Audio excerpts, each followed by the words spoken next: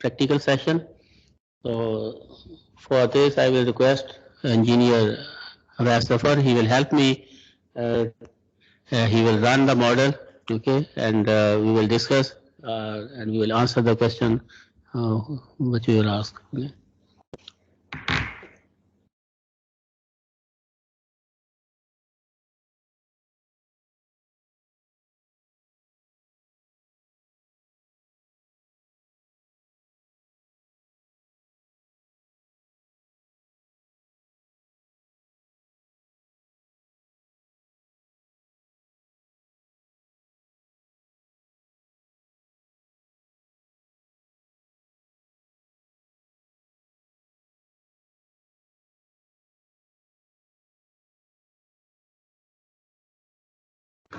एक मिनट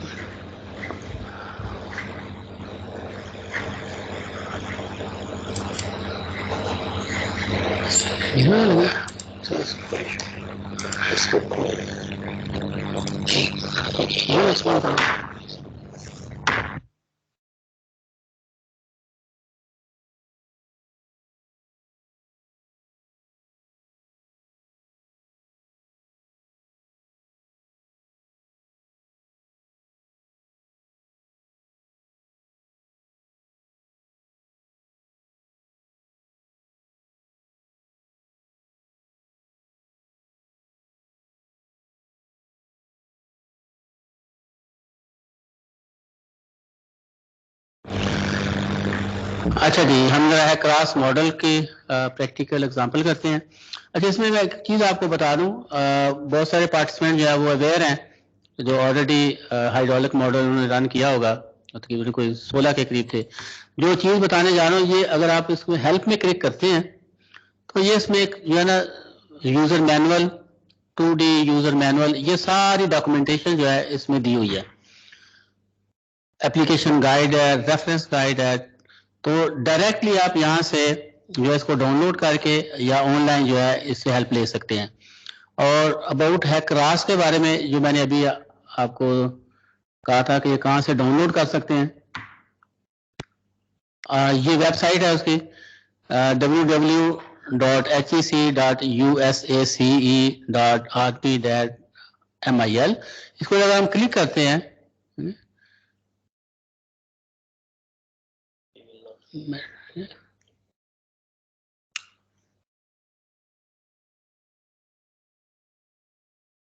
तो let's see अगर नेट हमें सपोर्ट करता है तो।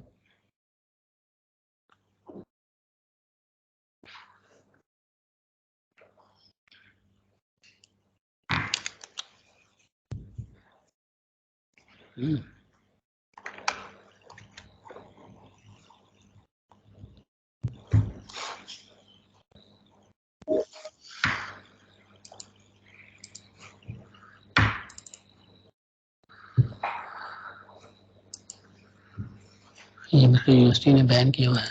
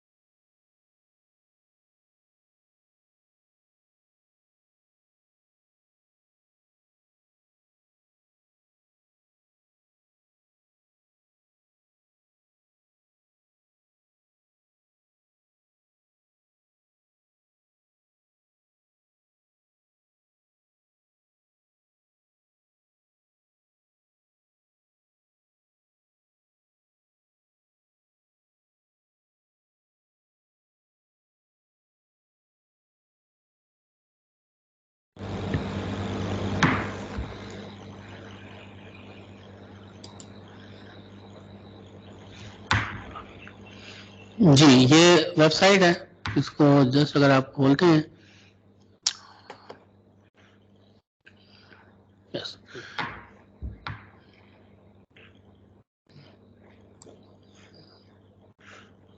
तो ये है क्रास 6, इसका जो लेटेस्ट वर्जन है अभी उसने डिस्प्ले किया है 6 न्यू। ओके, और अगर आप सॉफ्टवेयर की लिस्ट पे जाते हैं तो यहाँ पे देखें ये कोई 100 के करीब सॉफ्टवेयर हैं, ओके, इनके सब सॉफ्टवेयर हैं। ये है DSS है, और उसके बाद ये सारे जो है फ्रीवेयर हैं, ओके। और इसी तरह इसके जो है वो डॉक्यूमेंटेशन है हर सॉफ्टवेयर के लिए अलग, ओके। यहाँ से आप जो है डायरेक्टली डाउनलोड कर सकते हैं। अगर इसको, बाकी ये डाउनलोड का जो है सेल्फ प्रोसेस है, इसमें कोई इशू नहीं है। बताने का मतलब यह है कि हर बंदा जो है इसको फ्रीली डाउनलोड करके यूज़ कर सकता है।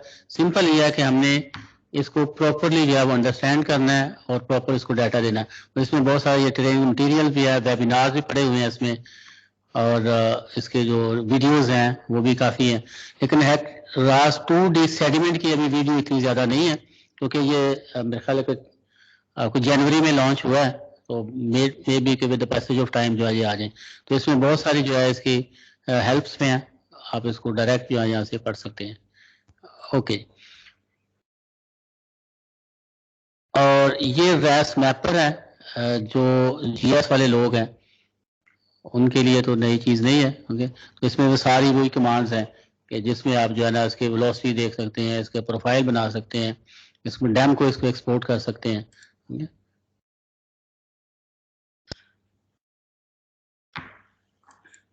जी,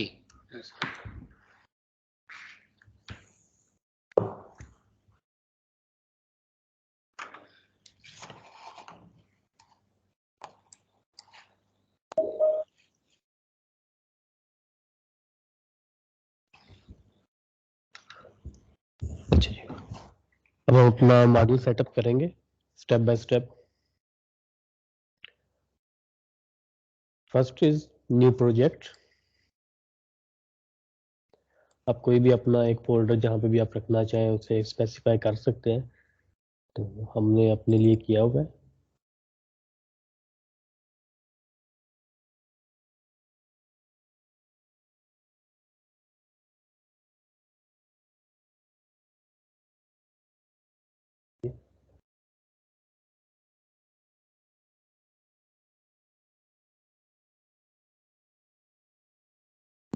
I will create a new folder with today date.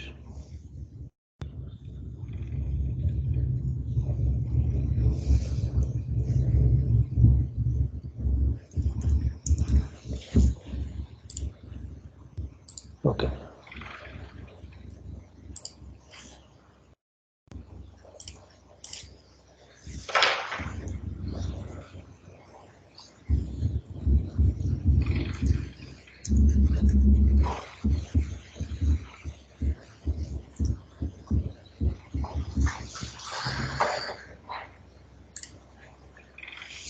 Okay, ये जो है ये डिफॉल्ट यूनिट्स हैं, क्योंकि हमारा जो डिजिटल एलिवेशन मॉडल है डन वो मीटर में कन्वर्ट हुआ हुआ है, तो हम first of all unit conversion करेंगे और उसके साथ जो अपना हमारा डिफॉल्ट फोल्डर है उसको सेटअप करेंगे, ताकि हमें बार बार इतनी लंबी पाथ में मत जाना पड़े। फर्स्ट ऑफ ऑल हम यूनिट कन्वर्जन करते हैं SI सिस्टम के अंदर। ये जो आपका यूनिट सिस्टम होगा ये आपका according to your digital elevation model होगा। अगर आपके फिट्स के अंदर है तो आप फिट्स के अंदर कर सकते हैं, मगर आप इधर डिग्री डेसिमल वाला यूज नहीं कर सकते। Now the second option, we will set the default folder, project folder. Okay, this one we have created now. Okay. जो भी अब फाइल्स इधर क्रिएट होंगी वो डायरेक्टली वहां पे जाके ऑटोमेटिकली सेव हो जाएंगे, आपको बार बार उसको क्लिक नहीं करना पड़ेगा। अच्छा, फर्स्ट वन हम अपना डिजिटल एलिवेशन मॉडल जो सा है वो रास मैपर के थ्रू यहाँ पे इनपुट करेंगे। by clicking on just create a new raster terrain. Here is two option. If you have separately project reference system mean कि अगर आपके पास जो SIS के प्रोजेक्शन है अगर फाइल, तो आप इधर अलग से भी इनपुट कर सकते हैं। First of all first of all मैं इसे अभी कैंसिल करता हूँ इसे आपको दिखाने के लिए कि हमारे पास दो ऑप्शन है।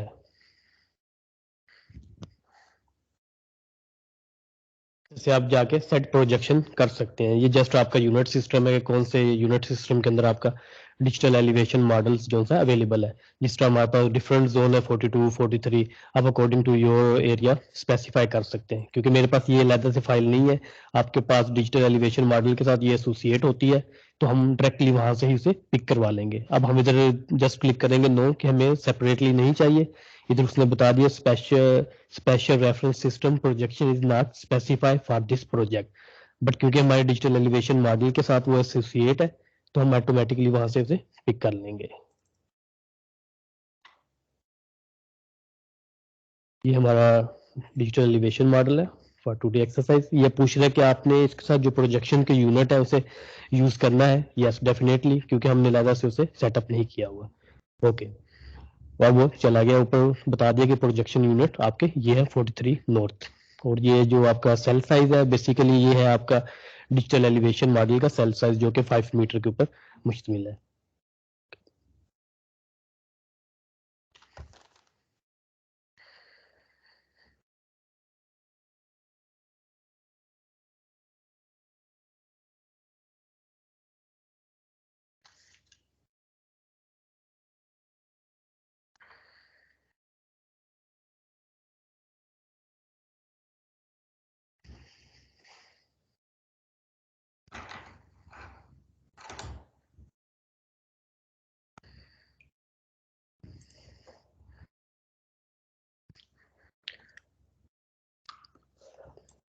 ओके, ये हमारा डिजिटल एलिवेशन मॉडल अपलोड हो गया।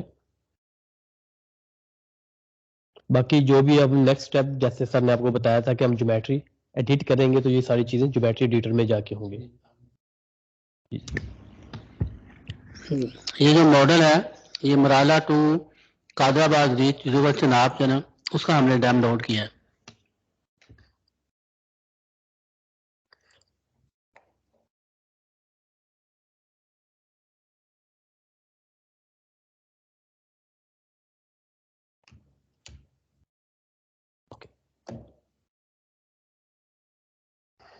अब ये हमारा ज्योमेट्रिक से एसोसिएट हो गया, मगर अगर हम इधर देखें तो अभी तक हमारे पास ज्योमेट्री फाइल नहीं है।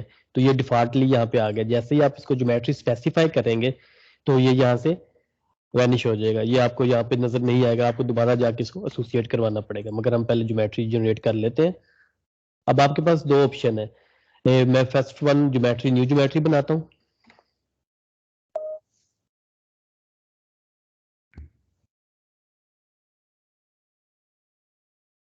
अब ये उसने डायरेक्टली उसको डिफॉल्ट फोल्डर के अंदर जाके सेव कर दिया।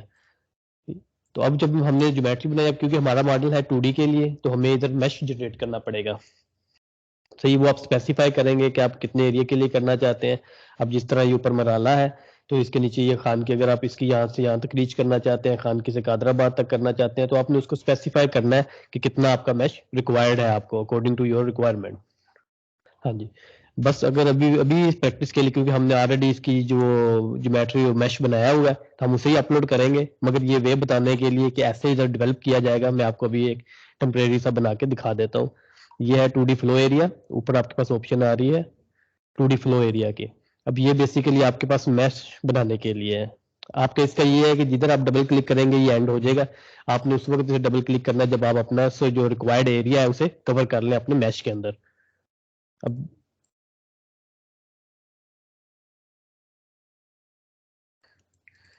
ओके, मैश नेम एनीवन आप कोई भी दे सकते हैं।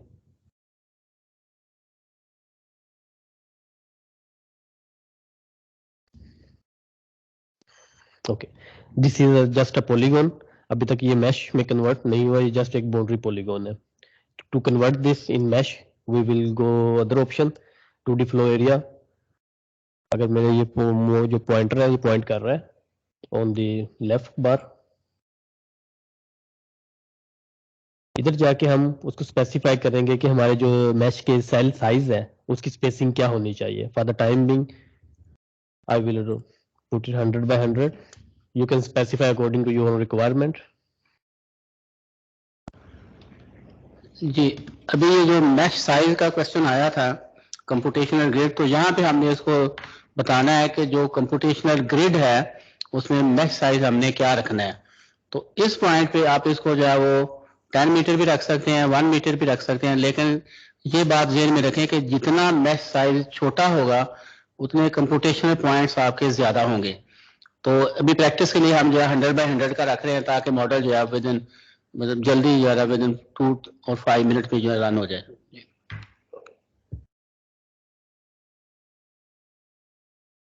अब ये हमारे पास टोटल मैश जो है बना है उसके अंदर कितने सेल्स हैं ये उसने उधर यहाँ पे उसकी वैल्यूज बता दी है। ये कोई 8000 के करीब बने हैं। अगर जैसे अभी सर ने आपको कहा है आप इसका सेल साइज छोटा करेंगे तो वो क्या नंबर ऑफ सेल्स क्या हो जाएंगे, इंक्रीज हो जाएंगे। जब वो इंक्रीज होंगे तो आपका कंप्यूटेशन टाइम क्या हो जाएगा, इंक्रीज हो जाएगा। अब आप ये देख सकते हैं कि आपकी जो सेल साइज है वो नंबर ऑफ सेल्स है वो काफी इंक्रीज हो गए हैं, आई थिंक इन लैक्स में चले गए। तो हम वापस अपने उसी पॉइंट के ऊपर आते हैं 100 बाय 100 ताकि उसकी कंप्यूटेशन जो टाइम होगा वो इंटरवल वो कम होगा। ओके, ये हमारे पास सेल कंप्यूटेशन हो गई। और जैसे ही आप ओपन करेंगे और ओके करेंगे तो ये आपके पास उसने क्या जनरेट कर दिया, आपका मैश जनरेट कर दिया। There is a lot of different options आप अपने मुताबिक यूटिलाइज कर सकते हैं जिस तरह आप आसानी से उसे विजुअलाइज कर सकें। अब ये देखिए जैसे मैंने इसे जूम किया है तो इसके पीछे जो डिजिटल एलिवेशन मॉडल था वो क्या है, अनएसोसिएटेड हो गया है, क्योंकि हमने अभी तक ज्योमेट्री के साथ अपना जो डिजिटल एलिवेशन मॉडल है वो एसोसिएट नहीं किया, वो डिफॉल्टली यहाँ पे आ गया था। इधर हमने लिखा हुआ है कि प्लॉट द टेरन, मगर ज्योमेट्री के साथ एसोसिएट नहीं हुआ। ये जब इशू आएगा तो हमें दोबारा रास मैपर के अंदर जाना है और वहां पे जाके हम रास मैपर के अंदर जाके दोबारा अपने जो ज्योमेट्री हमने जनरेट की है जिस नाम से आपने अभी हमने जनरेट की थी चिनाब के नाम से, तो हम इधर जाके उसे एसोसिएट करेंगे। Right click on the geometry, manage geometry association. Here are different options for different purposes like train. अभी चिनाब है या ऑटोमेटिकली उसने अब इसको एसोसिएट कर दिया। Manning's n, if you have any polygon layer for Manning's n, infiltration layer, impervious layer, sediment bed material. आगे हम जाके सेडिमेंट बेड मटेरियल लेयर्स को अभी हम देखेंगे कि हमने वो कैसे बनानी है। ओके, ये सेव हो गया। ओके, ये वापस आपका एसोसिएट होके आ गया है। जितनी भी आपके पास लेयर्स वहां पे बनेंगी रास मैपर्स के अंदर जो कि पॉलीगॉन या शेप फाइल्स होंगी वो आपको यहाँ पे अपीयर हो जाएंगी। आप उसे चेक एंड चेक कर सकते हैं। जिस तरह ये अनचेक मैंने किया है तो वो वैनिश हो गया है पीछे से, तो ये चेक करेंगे तो वो आ जाएंगे। जितनी भी आपकी लेयर्स होंगी पॉलीगॉन या फिर शेप फाइल्स, वो आपकी पॉइंट शेप फाइल भी हो सकती है, लाइन शेप फाइल्स भी हो सकती, वो सारी की सारी यहाँ पे आप देख सकते हैं फॉर योर ओन असिस्टेंट। अच्छा जी, अब ये हमारे पास मैश हो गया। इसके बाद हमारे पास दो बाउंड्रीज हैं, अपस्ट्रीम की बाउंड्रीज और डाउनस्ट्रीम की बाउंड्रीज हम यूज करेंगे। जी,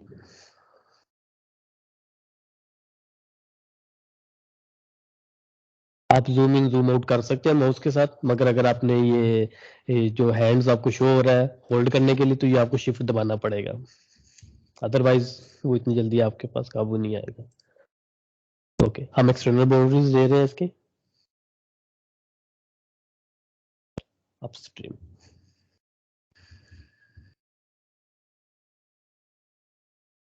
ओके, ये उसने अपस्ट्रीम बाउंड्रीज को एसोसिएट कर दिया आपके मैश के साथ। क्योंकि ये मैंने जस्ट आपको लर्निंग के लिए दिखाया है तो इसलिए इसकी जो अगर नुकर्स वगैरह नजर आ रही है, कोने बनी है, तो उसको इग्नोर कर दीजिएगा। अभी हम दोबारा इसका जो ज्योमेट्री है वो अपलोड करेंगे। अब इसी तरह आप डाउन स्ट्रीम के ऊपर भी जाके अपनी बाउंड्री देंगे सेकंड।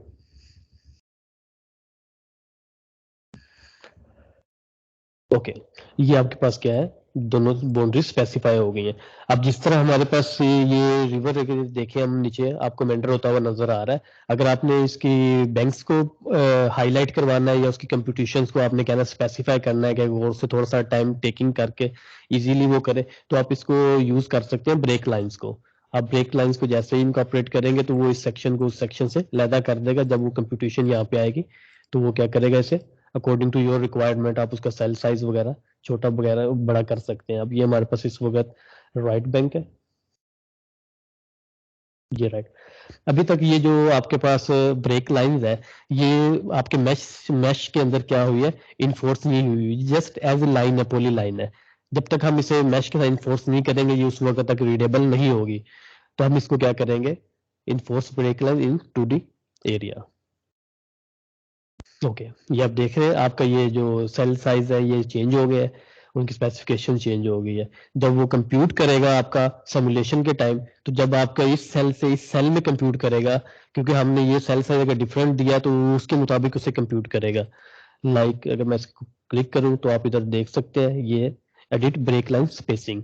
आप इसकी, क्योंकि हमने उसकी 100 ली है, हम इसकी कम भी कर सकते हैं अकॉर्डिंग टू योर रिक्वायरमेंट, कि आपका वो एरिया कितनी, उस एरिया को आप कितनी प्रायोरिटी दे रहे हैं स्टडी रीच के अंदर अपनी। मगर इसको आपको इन्फोर्स दोबारा करना होगा। अब ये देखिए ये आपके सेल साइज क्या हो गए, उनसे छोटे हो गए हैं। सही है, तो ये आप हर पर्पस के लिए यूज कर सकते हैं। अगर तो आपके दरमियान में रिवर रीच के दरमियान में किधर बेलाज आ गए हैं, जिस तरह ये बेलाज है आप इसको भी कवर कर सकते हैं। सही, आपने ये बैंक्स को भी कवर करवा सकते हैं। और दूसरा, जिस तरह हमारे पास ये नीचे स्ट्रक्चर्स है, इधर तो जस्ट मार्केशन आई हुई, आप इन स्ट्रक्चर को भी ब्रेक लाइंस के लिए ब्रेक लाइन से ही रिप्रेजेंट करवाते हैं यहाँ पे, क्योंकि इनका पर्पस सारों का एक ही है। तो इसलिए आप सिर्फ इधर ब्रेक लाइंस ही यूज कर सकते हैं। और आप ये ब्रेक लाइंस आप इन्हें पॉली लाइन के थ्रू लेके आ सकते हैं, आपको जरूरत नहीं है। अगर आपको लगा है कि आपकी रीच लंबी है और आप यहाँ पे उसको मार्क नहीं कर सकते, डिजिटाइज नहीं कर सकते, तो आप ArcGIS के ऊपर यूज करके एज ए शेप फाइल यहाँ पे लेके आ सकते हैं। जिस तरह मैंने बताया कि आप अपनी शेप फाइल जो है इधर इनकॉर्पोरेट करवा सकते हैं इजीली, तो वो आपकी आ जाएगी अकॉर्डिंग टू योर रिक्वायरमेंट होगी। अच्छा, ये था इसका बेसिक 2D के लिए एडिशन। बाकी ये स्टोरेज एरियाज वगैरह ये अकॉर्डिंग टू योर स्टडीज ये साथ साथ चलते रहेंगे। अच्छा, अब हम ये आपका सेव हो गया। अब ये देखें इधर हमारे पास ये ऑप्शन है, इसके वक्त तो हमारे पास कोई और दूसरा ज्योमेट्री एरिया नहीं है। मैं क्योंकि मैं दूसरा ज्योमेट्री एरिया यूज करना चाह रहा हूँ, तो मैं अपना क्या करूंगा, इंपोर्ट करूंगा, जो कि हमने पहले सेव किया है। रास फॉर्मेट से हमने सेव किया हुआ है, क्योंकि अगर आप इधर से कोई ज्योमेट्री सेव करते हैं तो उसका अपना फॉर्मेट है, आप GIS से लेके आते तो उसका अपना है। तो है क्लास फॉर्मेट के अंदर हमने से सेव किया था, तो मैं देखता हूँ कि मुझे अवेलेबल हो जाता है वो। तो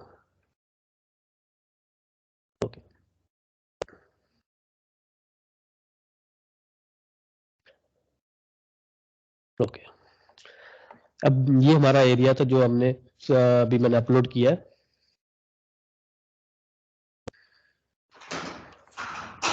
मैं पहले वाले को क्या है डिलीट कर देता हूँ।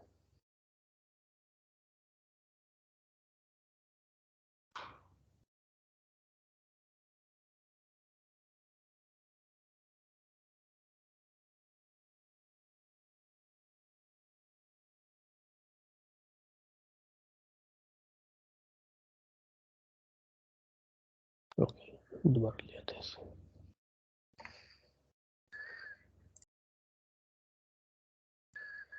इसकी एक्सटेंशन होती है .g।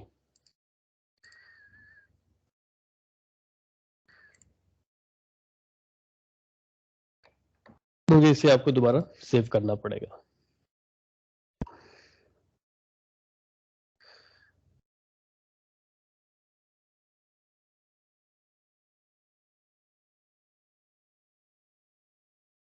ओके, अब इसके साथ, क्योंकि अब मैंने ज्योमेट्री का नाम अपना चेंज हुआ है मेरा, तो डेफिनेटली वो जो पीछे रास मैपर है उससे एसोसिएशन भी उसकी खत्म हो गई है, तो मुझे जाकर दोबारा एसोसिएशन उसकी करवानी पड़ेगी।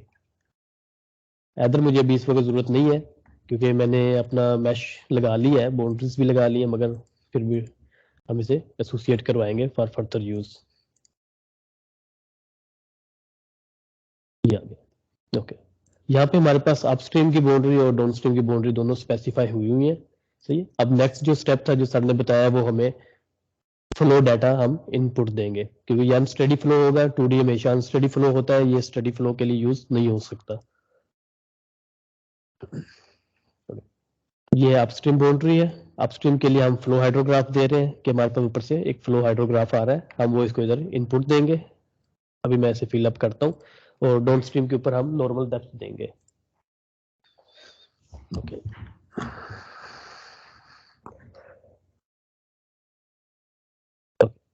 नॉर्मल डेप्थ की वैल्यू यहाँ पे हमने अकॉर्डिंग टू योर एरिया होगी, आप वो दे सकते हैं। इधर आई थिंक 0.05 के 1 ओके। दूसरा हमने इधर फ्लो हाइड्रोग्राफ की वैल्यू देनी है। आप डाउन स्ट्रीम पे अपना स्टेज हाइड्रोग्राफ भी दे सकते हैं, इन केस अगर आपके पास नीचे बराज वगैरह है। अकॉर्डिंग टू डिपेंड करेगा वो कि आपके पास डाटा अवेलेबिलिटी किस चीज की है। ओके, ये हमारे पास, हमने सपोज किया हमारे पास 1 आवर का डाटा हमारे पास अवेलेबल है। सही है, हम कोई भी अपना सिमुलेशन टाइम फिक्स कर लेते हैं इस वक्त। अभी तो जाके अपना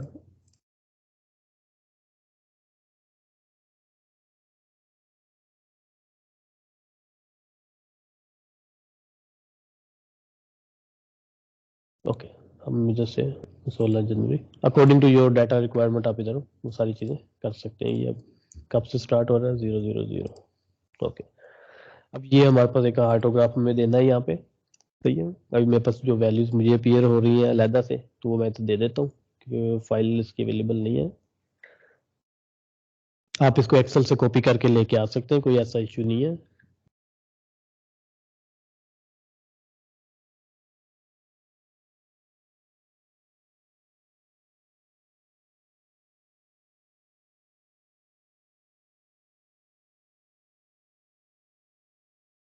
अब इधर देखिए हमारा ये मीटर मीटर के ऊपर सेकंड है, क्योंकि हमने इसको ऐसा यूनिट सिस्टम दिया है। अगर हमारे पास फिट का होता है तो इसने क्यूसिक वाला दे देना था, क्यूमिक।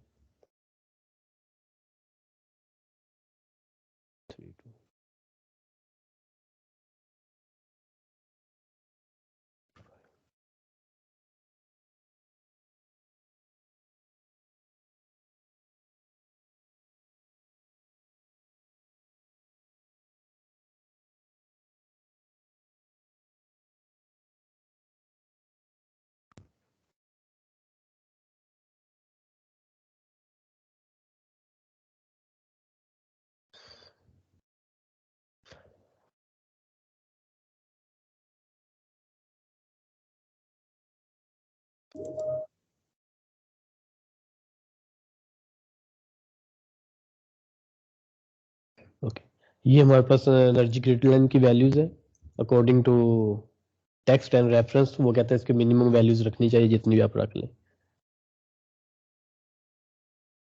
हम ये डाटा अपना सेव कर लेंगे।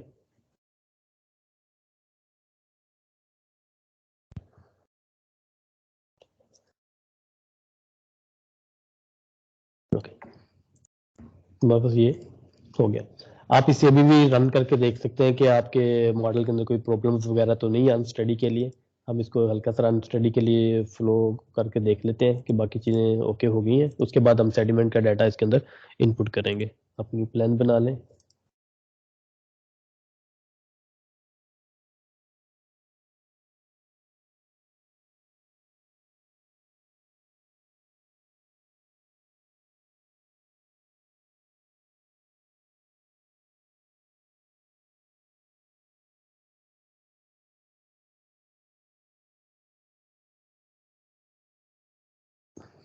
ओके,